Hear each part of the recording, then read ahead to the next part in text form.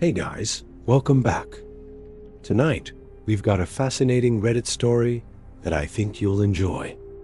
Put your headphones on, get comfortable, and relax while we take a drive through the city. I was stalked for years and didn't know it. Hey everyone, welcome back to the channel. Today we are diving into a confession that honestly gave me chills just reading it. It's a long-form post from a user who went through something so incredibly subtle and terrifying that it completely rewrites how you look at the people in your daily life. Wrap your head around this one because it's a wild ride.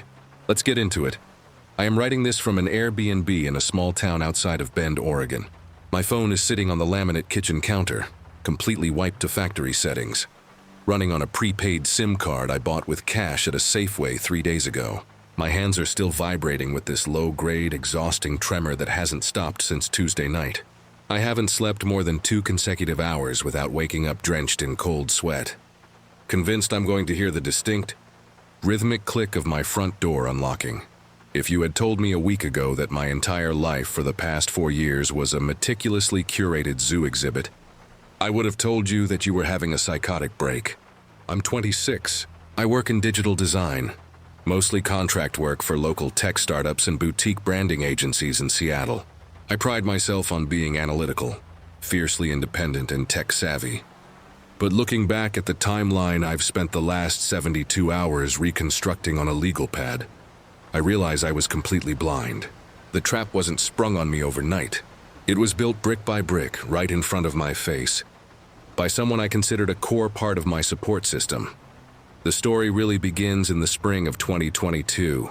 I had just landed a junior design role at a mid-sized marketing firm called Vanguard Media, located right off 4th Avenue in downtown Seattle. It was my first real corporate gig, and I was completely overwhelmed. On my 3rd day, my company-issued MacBook Pro went into a boot loop, completely freezing up right before a client presentation. I was on the verge of a full-blown panic attack at my desk when a guy from the internal IT department walked over. His name was Ethan. Ethan was 29 at the time, quiet, tall, and perpetually dressed in faded charcoal Carhartt hoodies and clean sneakers. He didn't have the typical arrogant, impatient attitude that a lot of tech guys give you when you don't know how to configure a VPN. He just smiled, pulled up a rolling chair, and handed me a hot, unopened black coffee from the Dutch brewers down the street. "Take a breath," Ethan said, his voice incredibly level and grounding. "The logic board is fine. It's just an indexing error from the remote deployment software. Give me 10 minutes and I'll have it running perfectly." He was exactly as good as his word. 10 minutes later, my laptop was working. The presentation went off without a hitch, and I felt this intense wave of gratitude. Over the next 6 months, Ethan became my go-to guy at Vanguard. Whenever my Adobe Creative Cloud crashed, or the office printers refused to connect to my phone, Ethan would appear within minutes. We started eating lunch together at the Westlake Center food court, talking about music, our favorite hiking trails around Mount Rainier, and the general exhaustion of trying to afford a decent apartment in King County. Ethan was incredibly easy to talk to because he was a phenomenal listener. He didn't interrupt. He didn't try to steer the conversation back to himself, and he possessed this weirdly specific memory. If I casually mentioned that my childhood dog was a golden retriever named Buster, who hated the sound of thunder, Ethan would remember it 6 months later and ask how Buster was doing. At the time, I thought it was just a rare, endearing personality trait. I thought he was just an incredibly attentive, considerate friend. By the winter of 2022, my lease at my tiny studio in Capitol Hill was coming to an end, and rent was spiking by 20%. I was complaining about it over beers at Elysian Brewing with my best friend and former college roommate, Sarah. Ethan happened to be out with us that night. By then, he had seamlessly integrated into my broader social circle, frequently joining us for trivia nights or weekend trips to the San Juan Islands. "My buddy owns a duplex down in Ballard," Ethan mentioned, setting his IPA down on the wooden table. "The tenant on the B side is breaking their lease early to move to Chicago. It's a 1-bedroom older building, but it has original hardwoods and the landlord handles the water and trash. I think he'd let it go for 1,800 if I vouch for you. I could have hugged him right there. 1,800 for a one-bedroom in Ballard was an absolute steal. Within 2 weeks, I signed the lease. Ethan volunteered to help me move, bringing his own truck and spending an entire Saturday hauling my heavy IKEA furniture up a narrow flight of stairs. When we finally finished setting up the bed frame, he looked at my old outdated Netgear router sitting on the floor. "Hey, this thing is a security nightmare, Chloe," Ethan said, wiping sweat from his forehead with the sleeve of his hoodie. "The firmware hasn't been updated since 2018. Let me bring over an enterprise-grade Ubiquiti access point from the office tech dump on Monday.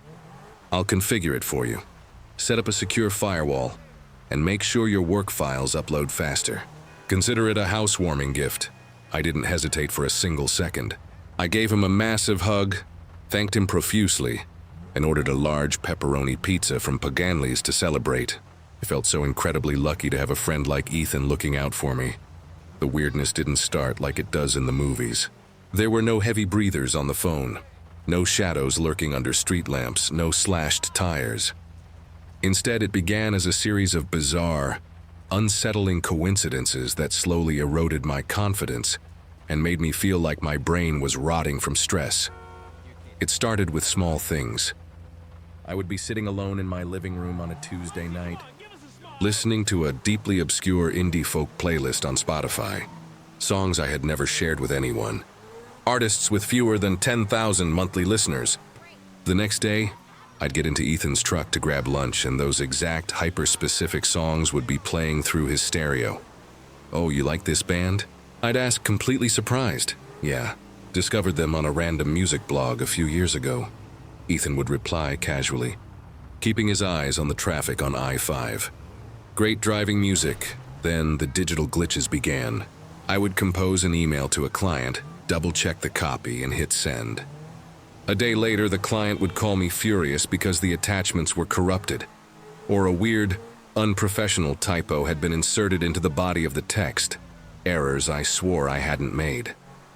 I started taking screenshots of my emails before sending them, convinced I was developing some form of early-onset memory loss. My personal relationship started cracking under a strange, invisible strain. The summer of 2023, I started dating a guy named Ryan, a landscape architect I met through mutual friends at a barbecue in Fremont. Ryan was sweet, funny, and incredibly attentive. But within 3 weeks of our first date, our relationship turned into a chaotic, paranoid mess. Ryan would get anonymous, burner text messages containing highly out-of-context screenshots of conversations I had with Sarah years ago, back when I was in a completely different headspace. The texts made me look manipulative, like I was just using him for free dinners or trying to make an ex jealous. "Where the hell is this coming from, Chloe?" Ryan demanded one night, his face flushed with anger as we sat in his Honda Civic outside my apartment. He held up his phone, showing me a text from a spoofed VoIP number. "Who is sending me this stuff?" "I don't know," I cried, my voice cracking, my chest tightening until I could barely breathe. "Ryan, I swear to God I haven't talked to that guy in years. Someone is messing with us. We fought for 3 hours." The paranoia was infectious. I started accusing Sarah of leaking things, which completely devastated our friendship. Sarah swore on her life she hadn't touched her phone or shared our private logs, but the evidence was right there on Ryan's screen. The stress was in physical weight. I lost 10 pounds, my skin broke out, and I would spend hours pacing my Ballard apartment, checking the window locks over and over until my fingers were raw. Throughout all of this, Ethan was my absolute rock. When Ryan inevitably broke things off with me in October, unable to handle the constant drama and anonymity of the harassment, Ethan was the first person I called. He came over within 20 minutes bringing a pint of Ben & Jerry's Half-Baked, my absolute favorite flavor. Though I couldn't remember explicitly telling him that, and sat on my couch while I sobbed into a throw pillow. "He wasn't right for you anyway." "Chloe," Ethan said softly, his large, calloused hand gently patting my shoulder in a way that felt entirely platonic and protective. "A real man stays when things get weird. He doesn't bolt at the first sign of friction. You need to focus on your work, get your head straight. Let me take a look at your phone later, okay? Maybe you've got some malware or a stalker app installed from a sketchy public Wi-Fi network. I handed him my iPhone 11 without a second thought, giving him my passcode so he could run a security sweep. He spent an hour clicking through settings while I sat at the kitchen table, drinking chamomile tea, feeling this immense, overwhelming sense of safety because Ethan was handling it. He handed it back, telling me everything looked clean but advising me to stay off public networks and change my iCloud password just in case. But the feeling of being watched didn't go away. It grew into a constant low humming electricity at the base of my skull. I would walk into my bedroom after a shower, and I'd notice the closet door was open an inch wider than I remembered leaving it. I'd find my favorite silver necklace, the one my grandmother gave, sitting on the bathroom counter when I distinctly remembered putting it back in my jewelry box on the dresser. Bought a Ring camera for my front door. It showed absolutely nothing. No one came near my porch except the Amazon delivery driver. I felt like I was completely losing my grip on reality. I started seeing a therapist in Capitol Hill, paying $150 an hour out of pocket to talk about my profound, irrational paranoia. She told me I was suffering from generalized anxiety disorder brought on by the corporate burnout of my job and the traumatic end of my relationship with Ryan. I believed her. I took the selective serotonin reuptake inhibitors, SSRIs, she prescribed. But the underlying dread never left my gut. The house of cards collapsed on Tuesday night, June 23rd, 2026. Ethan had come over to my apartment after work to help me set up a new external backup drive for my freelance design portfolio. Around 7:30 p.m., his phone rang. He looked at the screen, frowned, and stood up from my desk. "Hey, it's the Network Operations Center at Vanguard," Ethan said, pulling his hoodie down. "The main server rack in the downtown office is throwing a critical temperature alert. I have to run down there before the whole database fries. Can I leave my personal laptop here? I don't want to leave a $4,000 custom ThinkPad in my truck bed downtown." "Of course," I said. "Just leave it on the desk. Do you want me to leave the door unlocked for you when you get back?" "No, keep it locked," he said, giving me a warm, reassuring smile. "I'll text you when I'm headed back up. Be safe, Chloe." After he left, the apartment was completely silent. I tried to work on a brand-style guide for a client, but my Ballard Wi-Fi kept dropping out, a recurring issue that Ethan had been trying to diagnose for the past 3 weeks. Frustrated, I looked over at his custom Lenovo ThinkPad sitting on my desk. It was an absolute beast of a machine, covered in stickers from Linux conventions and local coffee roasters. I knew Ethan's general tech habits. I knew he kept an unencrypted guest partition on his machine for local network diagnostics. I figured I would just log into his guest account, bridge my phone's hotspot to his powerful internal wireless card, and finish uploading my massive asset files to Adobe Creative Cloud. I opened the lid. The laptop wasn't locked. It wasn't even on a guest partition. He had left his primary user session open, likely in his rush to sprint downtown to the server emergency. The screen was displaying a terminal window with lines of code scrolling in real time. But behind it, a custom local storage application called SyncThing was actively running. My eyes casually drifted to the file directories listed in the sidebar of the window.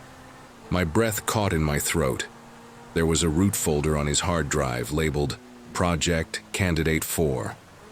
Underneath it were subfolders labeled by year, 2022, 2023, 2024, and 2025-2026. My mousepad felt slick under my sweaty palm as I clicked into 2025-2026.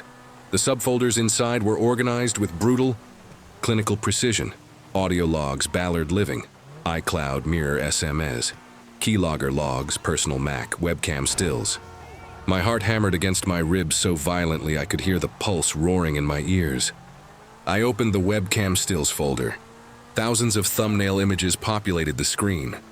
It was me, images of me sitting at my desk, taken from the tiny pinhole camera at the top of my own personal MacBook Pro.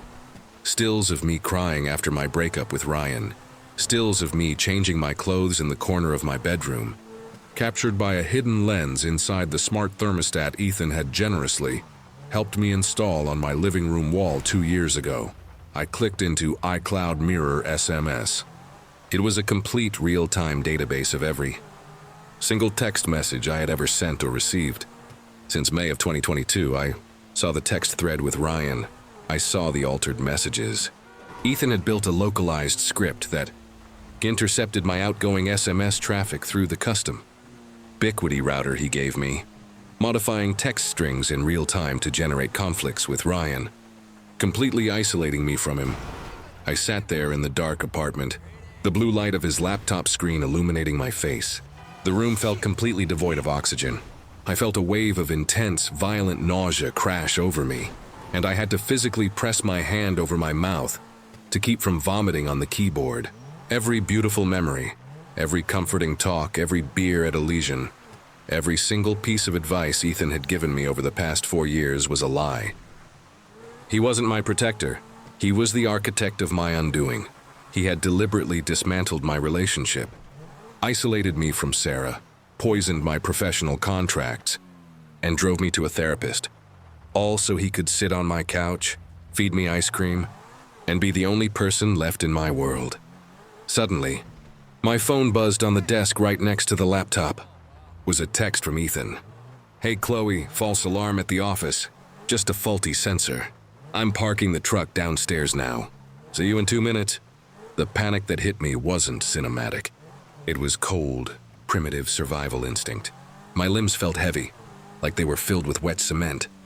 I grabbed my car keys, my wallet, and my phone. I didn't pack clothes. I didn't grab a jacket. I left his laptop wide open exactly as I found it. I threw my apartment door open, bolted down the back fire escape stairs into the dark alleyway behind the building, and sprinted toward my 2014 Honda Civic parked 2 blocks away. As I rounded the corner of the alley, I saw his heavy black truck pull into the building's main parking lot. I watched him get out, his tall frame stepping beneath the security light. He was carrying a fresh bag of takeout food. I got into my car, my hands shaking so violently I dropped the key fob between the seats twice, sobbing hysterically in the dark. I started the engine, kept the headlights off, and tore out of the parking space just as I saw the lights in my second-story apartment turn on. I drove for 6 hours straight, without stopping, hitting I-90 East and pushing through the mountain passes until the Seattle skyline was nothing but a sickening memory in my rearview mirror.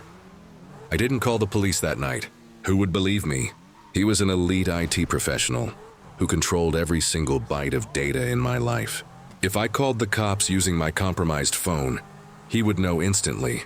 He probably had an alert set up for the word police or 911 in my outbound text logs. On Wednesday morning, I pulled into a truck stop outside of Yakima.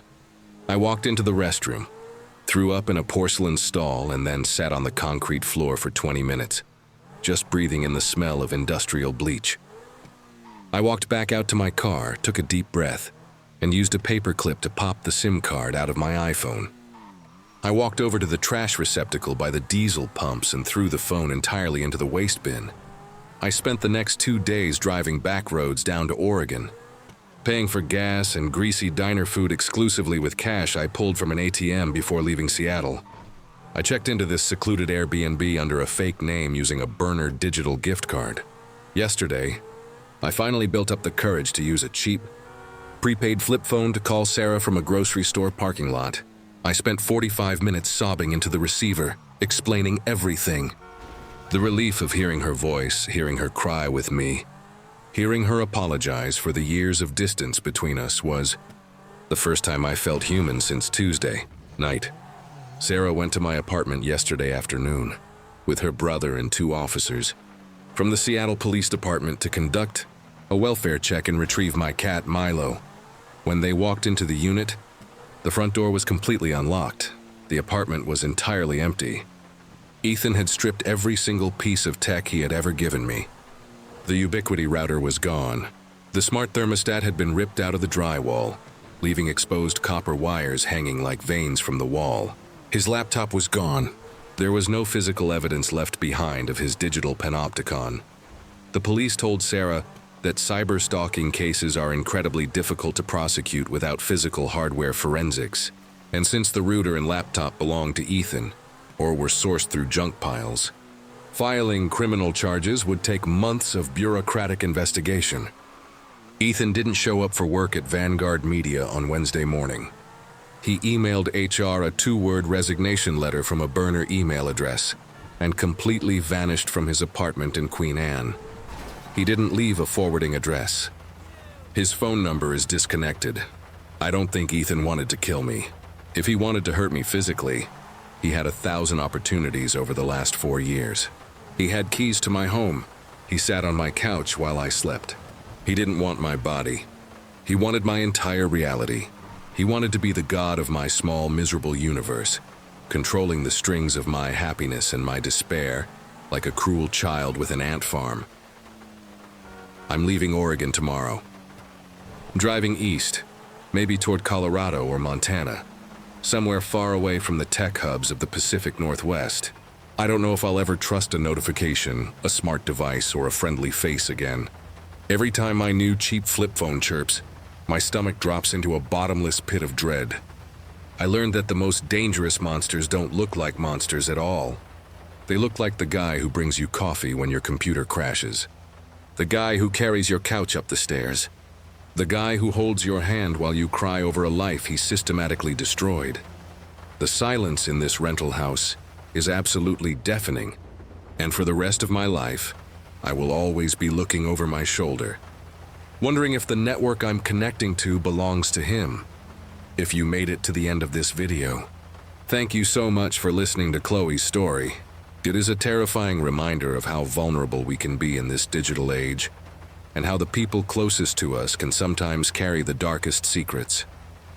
If this story gripped you and you want to support the growth of the channel so we can continue sharing powerful, raw human confessions like this one, please hit that like button. Drop a comment down below with your thoughts, and subscribe to the channel. Your support means everything to me, and helps ensure these vital warnings reach the people who need to hear them. Stay safe out there, keep your data secure, and I will see you all in the next video.